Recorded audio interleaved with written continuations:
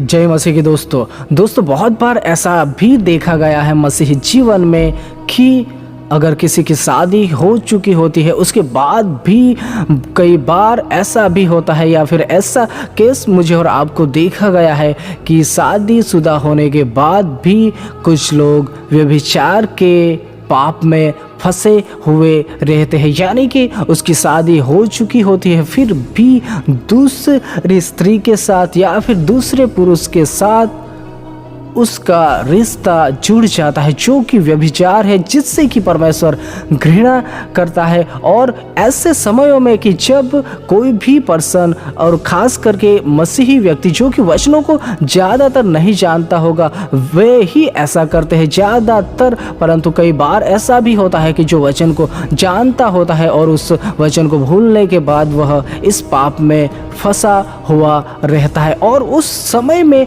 वे लोगों की यह सोच रहते हैं, यह विचार रहते हैं कि मैं जो कर रहा हूँ यह किसी को नहीं पता है, किसी भी व्यक्ति को नहीं मेरे पति को पता है। अगर पति ऐसा कर रहा होता है तो वह ऐसा सोच रहा होता है कि मैं जो कर रहा हूँ ये बात मेरी पत्नी को नहीं पता होती है। यह दोस्तों दोनों तरफ की बात है कि वे लोग ऐसी थिंकिंग, ऐसी सोच लेकर बैठे हुए रहते हैं कि मैं जो कर रहा हूँ वह छुप छुप कर रहा हूँ, मैं जो कॉल पर बातें करता हूँ, मैं जो मैसेजेस करता हूँ वे तमाम बातें मैं तो छुप छुप करता हूँ। और उसे ऐसा रियलाइज होता है कि ये बात किसी को भी नहीं पता चलेगी क्योंकि मैं कॉल हिस्ट्री भी डिलीट कर देता हूँ, मैं मैसेज भी डिलीट कर देता हूँ और किसी को भी कानों कान पता नहीं रहती। और उसका मानना यह रहता है, उसकी सोच यह रहती है कि मैं जो कर रहा हूँ हरकत इसके बारे में किसी को भी नहीं मालूम। परंतु दोस्तों एक बात ध्यान दीजिएगा कि आप और मैं कितने भी चालाक हैं, आप और मैं कितने भी छुप छुप कर इस पाप में आगे बढ़ रहे होते हैं, परंतु एक ना एक दिन बात जो है वह प्रकट हो ही जाती है क्योंकि परमेश्वर हर एक बातों को जानता होता है। आप और मैं जो कॉल कर रहे होते हैं, आप और मैं जो मैसेज कर रहे होते हैं, आप और मैं जो पाप कर रहे होते हैं, परमेश्वर हर एक बातों को जानता है। कई हद तक परमेश्वर इसे रोकने की भी कोशिश करता है कि हम जो कर रहे होते हैं वह गलत है किसी न किसी व्यक्ति के द्वारा, किसी न किसी पर्सन के द्वारा। परंतु दोस्तों उस वक्त भी वह पर्सन नहीं समझ जाता है तो उसके लिए दूसरा कोई भी बलिदान नहीं होता है और उसका परिणाम जो होता है वह बहुत ही दर्दनाक होता है। अगर दोस्तों मसीह में रहते हुए कोई भी पर्सन ऐसा कर रहा है या ऐसी मार्ग पर चल रहा है तो उससे जितना भी हो सके इस पाप से बाहर निकलना है क्योंकि परमेश्वर हर एक बातों को जानता है। आप और मैं कितने भी चालाक हो, आप और मैं कितने भी स्मार्ट हो, इस पाप में आगे बढ़ रहे होंगे, परंतु परमेश्वर को हर एक बातों को जानता है। चाहे आप अंधकार में करें, चाहे चुप करें या फिर किसी और जगह पर जाकर आप गलत काम करोगे, परंतु उस बात को परमेश्वर जानता है और वह बात प्रकट हो ही जाती है एक ना एक दिन। और जब यह बात प्रकट हो जाती है तब परिवार भी टूट जाता है, परिवार भी तहस महस हो जाता है।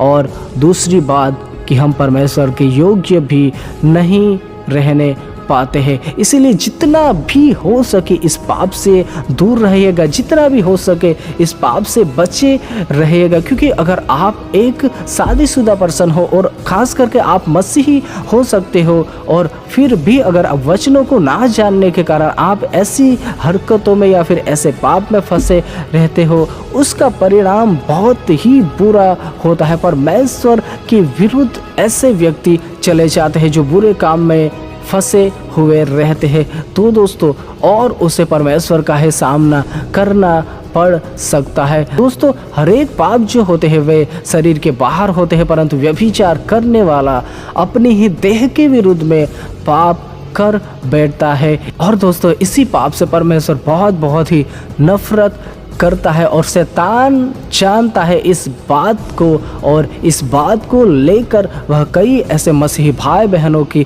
शादीशुदा जिंदगी को भी तबाह करने की कोशिश में लगा रहता है। शादीशुदा के बीच में कोई तीसरा पर्सन को लाने की कोशिश करता है, जिससे कि शादीशुदा जिंदगी भी बर्बाद हो जाए। दोस्तों कई बार इंसान जो होता है वह अलग अलग सोचों से या अलग अलग विचारों में बहकर ऐसी गलतियां तो कर बैठता है, परंतु जब उसका परिणाम आता है तब बहुत ही भयावह आता है। इसीलिए जितना भी हो सके इस पाप से बचे रहना है, क्योंकि मसीहियत में भी यह कई बार देखा जाता है कि शादीशुदा होने के बाद भी किसी का किसी और के साथ चक्कर चल रहा है। बहुत सारी ऐसी बातें, बहुत से ऐसे पापों में मसीही भाई बहन भी फंसे हुए रहते हैं, जो कि परमेश्वर को प्रसन्न नहीं है। परमेश्वर इस पाप से बहुत ही नफरत करता है। इसीलिए जितना भी हो सके, अगर आप एक शादीशुदा पर्सन है तो आपको अपने वैवाहिक जीवन को परमेश्वर में आगे बढ़ाना है, परमेश्वर के वचनों में आगे बढ़ाना है। ऐसी दुष्ट सोचों में आपका और मेरा जीवन व्यतीत नहीं करना है, क्योंकि परमेश्वर जो है वह इससे बहुत बहुत ज़्यादा नफरत करता है। ऐसे काम करने वालों के लिए स्वर्ग है ही नहीं, वह स्वर्ग राज में पहुंच ही नहीं सकता। इसलिए जितना भी हो सके अपने लाइफ को पवित्र बनाने की कोशिश कीजिए। परमेश्वर यह चाहता है कि आप और मैं पवित्र बने रहे, यानी कि व्यभिचार से बचे रहे। परमेश्वर यह चाहता है और व्यभिचार से बचे रहे, इसीलिए परमेश्वर ने शादी के बारे में ठहराया हुआ है, जिससे कि कोई भी पर्सन व्यभिचार के पाप में न फंसने पाए। परंतु शादीशुदा होने के बाद भी अगर हमारे जीवन में ऐसा होता है तो दोस्तों यह हमारी मूर्खता होती है, यह हमारी ही कमजोरी होती है, जो कि मुझे और आपको एक ना एक दिन लोक में धकेल देती है। इसलिए अपने लाइफ में जितना भी हो सके ऐसे पापों से दूर रहे, क्योंकि हर एक पाप जो होता है वह शरीर के बाहर है, परंतु व्यभिचार करने वाला अपनी ही देह के विरुद्ध में कार्य करता है। तो इसलिए दोस्तों जितना भी हो सके प्रार्थना में, वचन में बढ़िए, जितना भी हो सके परमेश्वर में बढ़िए, क्योंकि शैतान तो यह चाहता है कि आपकी लाइफ बर्बाद करे। शैतान तो यह चाहता है कि हर किसी मसीही भाई बहनों के जीवन में ज़्यादातर बहुत ही बहस हो, लड़ाई हो। शैतान तो यह चाहता है कि बहुत से लोग इस पाप में फंसे रहें, परंतु परमेश्वर की यह इच्छा नहीं है। परमेश्वर की इच्छा यह है कि आप और मैं पवित्र बने रहे। इसलिए इस पाप से मुझे और आपको दूर रहना है। दोस्तों सबको जय मसीह की।